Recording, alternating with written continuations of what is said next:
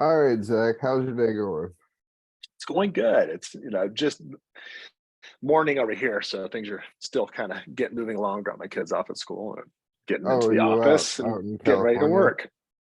No, I'm in Texas, far west Texas, Mm, actually, in desert town of El Paso, kind of right on the border of Mexico and New Mexico. gotcha. Yeah, I am up in Toledo, so I'm EST. Oh, It's right on. after, yeah, it's 1 o'clock here. Wow, yeah, you're well Um, into your day. yeah. All right, sorry. No worries. To begin the interview, I'd like to ask, when did you first sketch? Well, I'll preface with, did you begin by sketching this um project for Weird Kids, or did you begin by writing a story?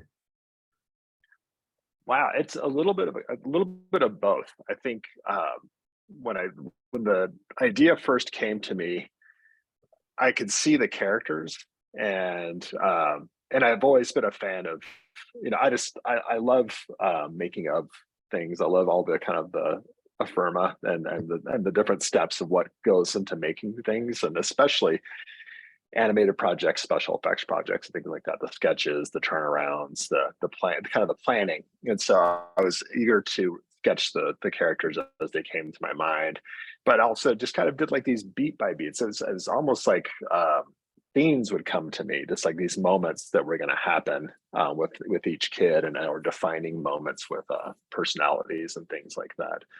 But yeah, so a combination of these beat by beat outlines, and then also you know a little sketch, a thumbnail of maybe something that happens, or and then eventually just full turnarounds of the characters, basically. What was the spark that initially got you to thinking about that story in the first place? The spark, it came along with my wife Hannah, who was the background artist for the film, basically my collaborator. She and I, we found out we were pregnant with our first child, and just kind of, I think I always had this idea of what it'd be like to be expecting a child for, with my partner, but I I was not ready for all of there's just like this weird introspection came in, and the minor freakouts of like, gosh, I need to kind of like get her over my own shit. And also like, wait a minute, there's gonna be this amazing creature that we have to raise together and teach, and it's going to have their own story of growing up, but then it made me think about my story of growing up. And in that is kind of where this thing came. Is like I got nostalgic for how I grew up, and like the different the stories that I would want to tell my new kid about as they start asking me. And yeah, and then it also it kind of this perspective came in where I had always I've been working in film since I was 18, 19, but going into high school, even as a young adult, I'd always had this dream of making a feature length animated film, kind of in an insular bubble with like just a few intimate people. Like, and I always loved the power couples of like the Hubleys, like Faith and John Hubley, and like the Fearlingers, this husband and wife teams that would just like animate together and things like that. So there's just like this romantic idea, and I was like, wait a minute, I never made a feature film, and this late in life, like, why not? It's time to try to make these dreams come true. And then it just seemed like this thing that we could do at the time. It is very naive, but it was like, oh well, we'll nest, we'll raise this kid together, and while it's a baby, we'll have all this time to like animate and make this thing. And but yeah, of course, that was not the way that it worked out. But this was the momentum that brought the story to a spark, and then eventually just like became this full blown. By the time our first child Finn was one, the script was done, and it was like, okay, I'm ready to. I know where this is going. So kids are weird, obviously, after you talked about that, but how Yeah. did you come up with the title for Weird Kids, and were there And were there any other titles that were kind of passed around and thought about before you landed? Weird Kids hit early on, and I think it just comes from, we in the the 80s when I grew up, there was kind of those like quintessential kid adventure films that came out that like Joe Dante did, or just like that, those big blockbusters like like Gremlins and Goonies and Explorers, and they kind of like there was this thing, the Monster Squad, and I was like, and I was a weird kid growing up. I did not fit in, and I am always interested more in the outcasts and the underdogs and the people that don't fit in when it comes down to it. I think those stories are interesting, and so it just Weird Kids hit, and it was like, that's it. That's Weird Kids. As long as we can get away with this, we can do this. So do you feel like you express the story more with your art or with the script? Um, it's a really good question. I mean, it's a combination of both, really. I think the art, I can only, and I, the art of it, I think it's expressed in a way that I think it kind of, I think the aesthetically, the artwork, and the character animation, I think it kind of is more based in almost like a high school sketchbook, you know, kind of like this youth and where kind of that drawing ability is, and with some detail and things like that, and Hannah's paintings obviously go beyond that for backgrounds, but I think and then so I think the personality is somewhere in there, but then also the script was where all the personalities were real, and the relationships were really fledged out between what each kid was going through and how they related to one another, and just kind of, I think their oddity to their world becomes more apparent probably in future stories, because this is just this takes place over the course of one night. It's one really weird adventure with these kind of outcast kids, and the society around them, or a very specific aspect of the society around them, and so yeah, it's so I kind of digressing a bit, but I think the real answer is that the the artwork reflects the personalities and the aesthetic. I think it all comes together, and without having the script and having a script that had been worked through with all the right relationships, I think it all was part of the process and part of the puzzle. Did you already know that it was going to be a film before you started drawing the characters? I knew that I had so I had several stories. I had this story, and then there's stories that happen after they get back, and they all kind of came together at once. Because for people that are listening that might not know the context, I mean, it follows the adventures of these kids going like an overnight camping trip in the desert, and it's one night, and they all have crazy these crazy circumstances and different things that happen. They all go home changed, and I had stories that happen after that, and then I have stories that that kind of were the story that we have with the Weird Kids now. And I'm sorry, I kind of digressed enough to where I forgot where I was going with what was the question again? The question was, when did you know that it was going to be a feature? Oh, right. So I had all these little stories, and I was like, wait a minute, okay, this could work as like these shorter episodes if they needed to be. Like if that was the only way I could get it made financially or time wise, like what if every 10 minutes there was like a story, basically. But I didn't know that I wanted to focus on this one stretch that is basically a feature length story. And I was like, if I need to, I can break it out. And in thinking that, I think it allowed me the freedom to try to make sure that there was like, something pivotal or something exciting happening like every 9 minutes, basically, at the very least, because if I had to do this thing and I had to break it up into pieces, well then, we got to keep people wanting to keep moving forward with us. But it also kept me interested, and it was this is a fun exercise. And so that got me through the first draft of the script. And then when going back through it, rewriting it, I workshopped it with Lucky McKee, the producer, and we just kind of read it out loud together. And that's where that's probably that structure of it being possible, being like these separate little stories, it kind of disappeared, where it was just like, no, there's this great flow if you just go with it, and let's just make this as a feature. So when you were doing your festival circuit and you won your award, were you surprised, or were you confident in your product enough to Oh feel man, as though you were going to get it?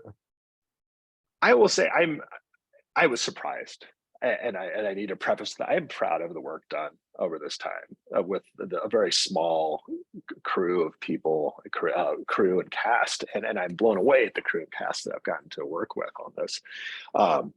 And I'm proud of the work that we've done. It's very specific. It has a very specific aesthetic. But I mean, you never know how people are going to react when they watch something. You never know. You never know that if they're going to love it or hate it, or just how it's going to go.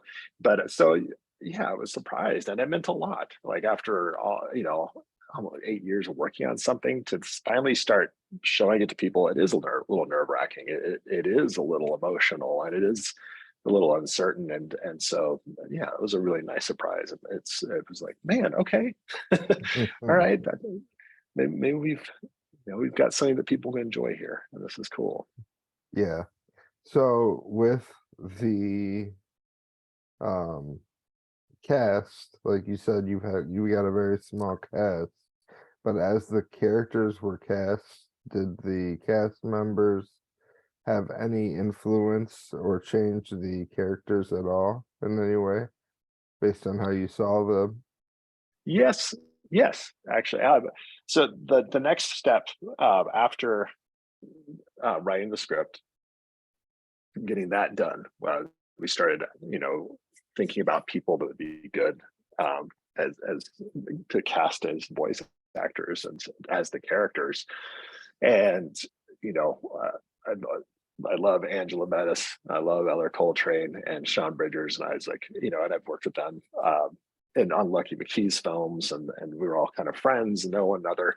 And it was just like, man, if they would agree to do this, it'd mean the world to me. And they came on board, and then I had local to where I am in El Paso, Texas. We talked about where I am. There's some cool actors I worked with over the years that I love their voice, and I pictured them as the character. Like there was Brian Seeley, who played Fat, Glenn Bolton, who's a stand-up comedian who lives in Los Angeles, who plays Mel. And then the hardest character to cast was Doug, who is the character that's most like me when I was growing up. And at the I was kind of going over and over, and I was like, who's this going to be? And at the end, I was like, my little sister. She had gone to film school. She had been had studied acting when she was younger and things like that. I was like, she understood me. I was like, let's get her. And so my youngest sister, Tess, plays Doug and does a great job. And then Sydney O'Donnell plays Mary, who is Eller Coltrane's character, Wyatt's the girlfriend. And it all just rounds out so nicely. I think everybody had a very unique voice and a unique personality. And once I made it a point to film them while we did recording sessions, just so I could see what they did or what their inclinations were to do with body language, even if they were just standing in one place, facial expressions. And it all kind of inspired kind of the facial acting and the movements that the characters ended up having. Did you have any thoughts about changing the way it was animated when you decided that it would be a film? Oh man, that's a good question. I think initially I was like, okay, let's just do this simply so it's manageable. But then as I started thumbboarding things out and really visualizing, once we got the, got the actors that we had, and I knew that, like Sean Spillane was going to come on and do the music, and I knew that Andrew Smetic was going to be helping with doing the sound design and it's just like, I know we're going to have a strong film when we come out. We have the chops. We've been working together for so long. Like, let's just take it the next step. And I knew, and Hannah's artistic abilities, I just kind of knew where they lay. And I was like, let's find something that can be more dynamic and still isn't daunting, and still has its own aesthetic. It's of its own. And I was inspired growing up by like Liquid Television and like Mike Judge's animation and things like that. So it's kind of more rooted in those sorts of inspirations, and it's, which was always kind of had like a indie DIY feel. And yeah, so that's kind of where it all laid and moved forward from. And I'll just say, over the course of all the years of animating, there was a point like halfway through the production, I was like, I'm a much better animator than I was when I started. At this point, yeah, I'm animating every day. Of course, I'm going to be. My technique's getting better, and the flow, my workflow. And so I honestly, I finished the film, and then I was like, okay, well, we need to go back through and reanimate, the first 20 minutes. And so I went back and did that. Not completely, but like there were things that very like faces and certain movements and things that I just cleaned up, so there was a cohesiveness all the way through. So you had mentioned that there were more stories about the kids afterwards that follow this. What's your consideration on a potential sequel? I would love to. I think that there's another feature, or it could be again divvied out into episodes if it needed to be. And what I like about it is this next stretch, this next story. I think we've watched these characters, these weird kids, go through really insane, very life-changing experience, and they all go home. Or no spoilers, but everybody, there's changes in everybody. Everybody's learned something. Everybody's circumstances arriving home are a little different than they were when they started, and going into their suburban life where they really were like outcasts after that, and what that becomes is just really interesting to me. And I think there's room for kind of a mix of genres. There's there will be, some of parts of the story are kind of thriller and horror elements, and some part of it there's just like some Julie the Nile delinquent adventures, and just kind of like that suburban, especially specifically, the late 80s suburban lifestyle, and how that works against who these characters all are, or I was trying to sculpt them. Now you named off a lot of examples of your inspirations. What do you think, what project do you think was your biggest inspiration for this as far as the 80s goes? Wow, it's a really good question. For specifically the attitude of this film, I think it would be, and I can't say one in particular. It's a mix. There's so many things that we take in, but yeah, like there's Gremlins, The Goonies, and The Gate, which I kind of consider like almost like gateway horror on some level, and adventure for kids. And then there's the movie is funny. It has a lot of comedy, and I feel like it has like a lot of heart. And honestly, a big inspiration in that was going back and watching the Bill and Ted films. As crazy as that sounds, but you watch them, they're really funny. They're really good-hearted, and they're really sincere. And you kind of can't like. And there's something about all of that that's really charming. Like the sincerity in its goofiness and its good-heartedness is it was something that just really struck me. And then there's a movie that it ends up being two movies, Over the Edge and The River's Edge. I don't know if you've watched those films, but they're kind of juvenile delinquent films, and they're amazing. Both were kind of written by the same team, like of Tim Hunter, who would later go on to do like a lot of Twin Peaks episodes and other things, but and Jonathan Kaplan.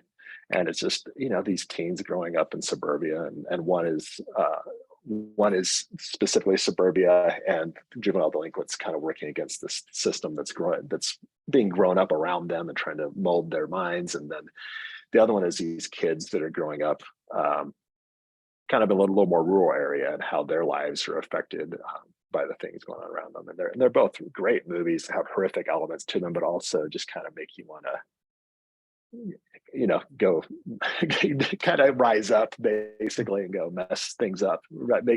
Kind of spark the youthful rebelliousness again. Are there anything that, obviously you probably get the similar questions from a lot of interviews. Is there anything that you'd like to share from your perspective of the film? Actually, I will say you've asked me a lot of new, unique film questions that I haven't had yet, and it's been a lot of fun talking. No, I'm sitting where I am right now. I'm grateful to have gotten to make the film, and I'm grateful to be sharing it with people right now, and getting to see what their experiences are going to be like.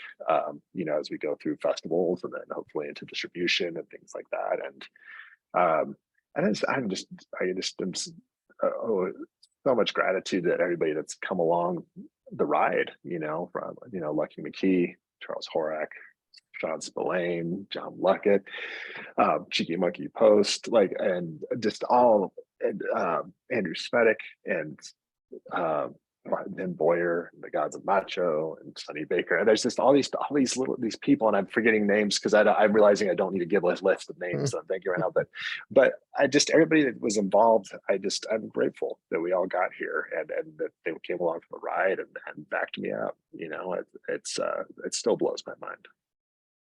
Yeah, creativity is definitely a group effort. I forgot, I did have one more question for you. You had said that obviously you mentioned that there's a character that is similar to you. Is that the lens that you saw through or see through when you watched this movie? Is that character's point of view? You know, it's funny. My point of view changed through the course of making the whole film. Yes, at first that's where it started, and Doug and Mel and Fat and their dog, like I was like, okay, those are the kids that I grew up with. That was me. And there's some things that struck me the first time I watched it projected in the theater, where I was like, wow, there's some deeply personal stuff about me in there. Whether anyone will ever pick it up or not. And that's fine, you know, not that they need to. And then, but you know, the Wyatt character and Mary they kind of fill in like this older adolescence, you know, high schooler sort of time of life that, you know, again, I could put myself into. But the thing that I did not expect as much is, you know, there's a creature in the film, and the creature is a parent when it comes down to it. And because I became a parent while making this film, once I got to animating the Night Child, the creature, I became much more sympathetic to it. And much, it actually, my connection with the Night Child changed, and I think probably enriched the story more because I was a parent, because I started like that lens came on, and I think that amplified the Night Child, its relationship with its babies and the kids, and because at some point, you know, there's a lot of people and the humans and creatures try to understand one another in the film, and also for me in the making of the film, basically. Obviously you said that you had your wife and your sister involved. Yeah. Now, when your 1-year-old grows older, do you plan on including him on in your features and in your work in You the know, future? well, now I'm a dad twice over, and I had the child that was the kind of sparked this whole thing. Finn, she's 8 years old, and her voice is actually in the film. It's one of the kids. Like there's a moment where these kids were like kind of background characters, and they gave Finn a voice in there, and she's really interested in film now, and just kind of the process of how things come together. And my my second child, Arlo, he's about to be 5, and he's just loves drawing, and and loves kind of watching me animate to make drawings move. And so something's there. And I'm never going to force anybody to do anything. Everybody's their own person. But if the interest is there, I will definitely encourage it and bring it in. That's awesome, man.